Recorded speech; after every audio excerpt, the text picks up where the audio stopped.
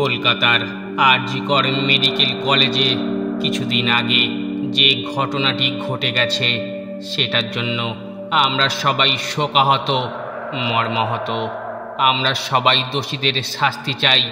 তাই আমার এই গল্পের মাধ্যমে কিছু কিছু সত্যি ঘটনা আপনাদের সামনে তুলে ধরতে চাই। আমাদের বিশ্বকবি রবীন্দ্রনাথ থেকে আব্রাহাম লিঙ্কন সবাই তো প্ল্যানচেট করতেন। শোনা যায় রবীন্দ্রনাথ প্ল্যানচেট করে তার প্রিয় কন্যা ও পুত্রদের সাথে কথা বলতেন। তার মধ্যে ছিল তার প্রিয় কনিষ্ঠ পুত্র সোমেন্দ্রনাথ, জ্যেষ্ঠ কন্যা মাধুরীলতা, সত্যেন্দ্রনাথ প্রমুখরা। যাই হোক, এসব কথা আর বলবো না, আমরা সরাসরি ঘটনায় চলে যাচ্ছি। আজকের সত্যি ভূতের ঘটনাটি হলো অভয়ার প্ল্যানচেট। একটি সত্যি ভূতের ঘটনা। ভালো লাগলে অবশ্যই চ্যানেলটি সাবস্ক্রাইব করে আমাদের পাশে থাকবেন। একটা দীর্ঘশ্বাস ফেলল সুদীপ। আমিও বুঝিনি হঠাৎ ও আমায় ছেড়ে চিরদিনের মতো চলে যাবে। তখন আমি কলকাতার একটা অফিসে কাজ করি, আর ওখানেই দেখা কবিতার সাথে কি একটা বিশেষ কাজে এসেছিল আমাদের অফিসে। তো এভাবেই প্রথম দেখা, তারপর প্রেম, আর সবাইকে না জানিয়ে বিয়ের কথাবার্তাও চলছিল। কবিতা থাকতো শ্যামবাজার স্ট্রিটের একটা ফ্ল্যাটে। ওর পৈতৃক বাড়ি উদয়নারায়ণপুরে। এইখানে একটা মেডিকেল কলেজে কাজ করত। সব ঠিকঠাকই চলছিল। আমিও অফিস শেষে ওর বাড়ি যেতাম। সপ্তাহের শেষে এক আধবার বাইরে ঘুরতেও যেতাম। ও বেশ হাসি খুশি থাকতো। কিন্তু হঠাৎ সব কেমন জানি বদলে গেল কবিতার। মুখে হাসি নেই, চিন্তাগ্রস্ত থাকতো। জিজ্ঞাসা করলেও কিছুই বলতো না। বেশ কয়েকবার সাইকোলজিস্টের কাছেও নিয়ে গিয়েছিলাম, কিন্তু কিছুই পরিবর্তন হয়নি। ইদানিং ও আমার কোনো কথাই শুনতো না। তারপর যা ঘটেছিল সেটা তোমরা সবাই জানো।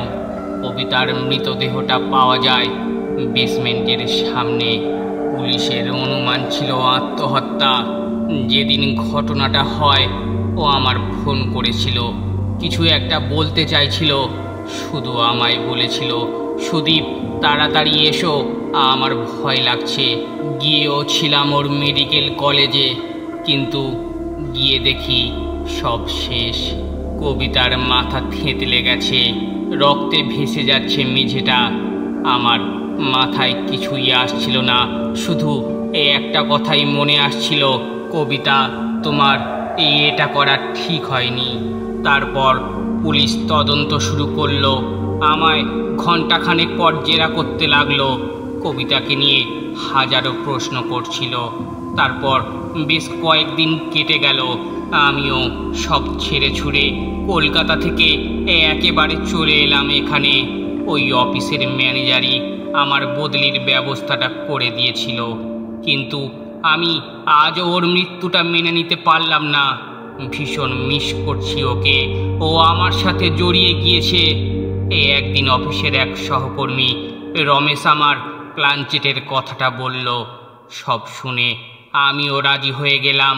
কতদিন পর কবিতার সাথে দেখা হবে। আমি বসলাম একাকী ঘরে সেদিন। চারিদিক চুপচাপ, নিস্তব্ধ রাত্রি। বাইরে বাঁকা চাঁদটা মেঘের আবরণে ঢাকা। একটা মোমবাতি জ্বালিয়ে আমি ঘরে একা। কবিতার কথা এক মনে ভাবছি আর অপেক্ষা করছি কখন কবিতা আবার সুদীপ বলে ডাকবে। বেশ কিছুক্ষণ এইভাবে কাটলো। আমি তখনও আশা ছাড়িনি। হঠাৎ শীত শীত অনুভব হলো। বুঝলাম ঘরের তাপমাত্রা কমছে ধীরে ধীরে। একটা শব্দ হলো হঠাৎ। তাহলে কি কবিতা এলো? হ্যাঁ, একেবারে তাই। কবিতাও যেন এতদিন ধরে এই সময়টার জন্য অপেক্ষা করছিল। কবিতা বলল, সুদীপ কেমন আছো? জানি ভালো থাকা সম্ভব নয়, আমিও ভালো নেই। এতদিন পর কবিতার সেই চেনা আওয়াজ, নিজেকে আর সামলে রাখতে পারলাম না। আমি কিছু বলতে যাব, কবিতা বিষণ্ণ গলায় বলল, সেদিন তোমায় কত করে ডাকতে চেষ্টা করলাম, কিন্তু ওই নর রাক্ষসগুলোর ভয় পারিনি। আর তুমিও একবার খেয়াল করলে না আমায়। আমি তোমার পাশ দিয়েই চলে গেলাম। তখন আমার মনে পড়ে গেল সেদিনের ঘটনাটার কথা। হ্যাঁ, তাই তো আমি লিফট থেকে নেমে তোমার রুমটার দিকে যাব মনে হয়েছিল। কেউ যেন লিফটের দিকে গেল, কিন্তু আমি তোমার কথা ভাবতে ভাবতে একবারও খেয়াল করিনি। কিন্তু সেদিন ঠিক কি হয়েছিল বলো তো আমায়? তুমি কেন আত্মহত্যা করলে? পারলে আমায় একা রেখে যেতে। কবিতা বলল, না, আমি আত্মহত্যা করিনি। ওই নরখাদকগুলোর হাত থেকে আমি নিজেকে বাঁচানোর চেষ্টা করতে গিয়েই। আমি বললাম, কি হয়েছিল? কারা ছিল এরা? তারা কেনই বা তোমার মারতে চেয়েছিল? কবিতা ভারাক্রান্ত গলায় বলল, ওরা কলেজেরই লোক ছিল। একটা মেডিসিন নিয়ে ঝামেলা হয়েছিল, আর ওই বিষয়টা নিয়ে আমি একটা ডায়েরিতে কিছু লিখেছিলাম, মনে আছে তোমার? আমি বললাম, হ্যাঁ।